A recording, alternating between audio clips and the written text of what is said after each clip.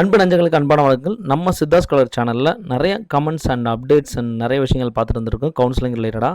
முதன்முறையாக நம்ம சேனலை பார்க்குறீங்கன்னா கண்டிப்பாக சப்ஸ்கிரைப் பண்ணிங்க, நண்பர்களுக்கும் ஷேர் பண்ணிங்க. அண்ட் இன்றைக்கி ஒரு முக்கியமான டவுட் பார்க்குறோம். சார், ஆஃப்டர் ஜாயின்ட் இன் ரவுண்ட் 1, நான் ரவுண்ட் 1ல் ஜாயின் பண்ணிட்டேன் த்ரூ AACCC.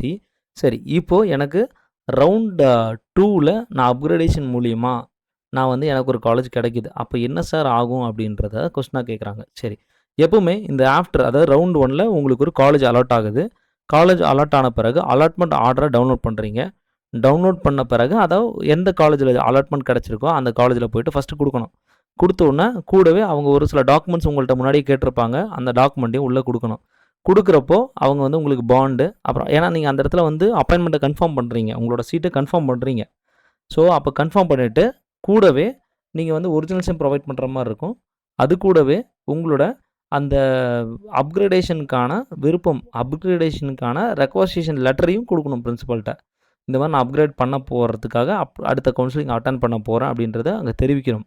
ஸோ இப்படி தெரிவிக்கிறதுனால என்ன பயன் அப்படின்னா, உங்களுடைய அந்த காலேஜ்லேயே டேரெக்டாக யாரெல்லாம் அப்கிரேடேஷனுக்கு கேட்டிருக்கா அப்படின்ற இன்ஃபர்மேஷனை AACCC கொடுத்துருவாங்க. சரி, இப்போ நீங்கள் வந்து என்ன ஆகும் அப்படின்னா, த்ரூ அப்கிரேடேஷன் மூலிமா நீங்கள் வந்து AACCCயில் ரவுண்ட் 2 அட்டன் பண்ணுறீங்க. இது எல்லாமே சாஃப்ட்வேர் பேஸ்டாகவே எல்லாமே டிஃபால்ட்டாகவே ப்ரோக்ராமிங் பண்ணியிருப்பாங்க. ரவுண்ட் 1 அலாட் ஆன ஒரு ஸ்டூடெண்ட்டு ரவுண்ட் 2ல் இன்னொரு காலேஜ் அலாட் ஆகுது அப்படின்னா ஆட்டோமேட்டிக்காக ரவுண்ட் 1ல் கிடைச்ச சீட் அப்படின்றது கேன்சல் ஆகிடும். ஸோ ரவுண்ட் 2ன்றது நீங்கள் டேரெக்டாக மூவ் ஆகி தான் ஆகணும் அப்படின்ற மாதிரி தான் இருக்கும்.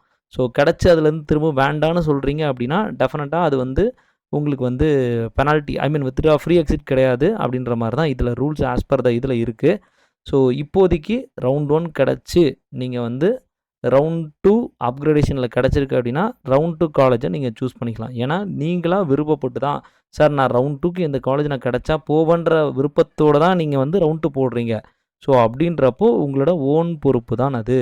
ஸோ கண்டிப்பாக அதில் போய் தான் ஆகணும், வேறு வழி இல்லை. ஸோ இதை ஒரு முக்கியமான இன்ஃபர்மேஷன்ஸாக வச்சுக்கோங்க. Then what will I do அப்படின்றது அப்போ எப்படின்னா, ரவுண்ட் 1 காலேஜில் செலக்ட் ஆச்சு இல்லையா, அந்த காலேஜில் போயிட்டு என்னென்னலாம் டாக்குமெண்ட்ஸ் கொடுத்தீங்கன்னா அதை வாங்கிட்டு ரவுண்ட் 2 காலேஜில் போய் சப்மிட் பண்ணுற மாதிரி இருக்கும். அங்கே திரும்பவும் நியூவாக ஃப்ரெஷ்ஷாக பாண்டை வந்து போடுற மாதிரி இருக்கும். ஸோ இதுதான் ப்ரொசீஜர். வேறு எதாவது டவுட்ஸ்னால் கமெண்ட்டில் ஷேர் பண்ணுங்கள், கண்டிப்பாக அப்டேட் பண்ணுறேன். Thank you very much.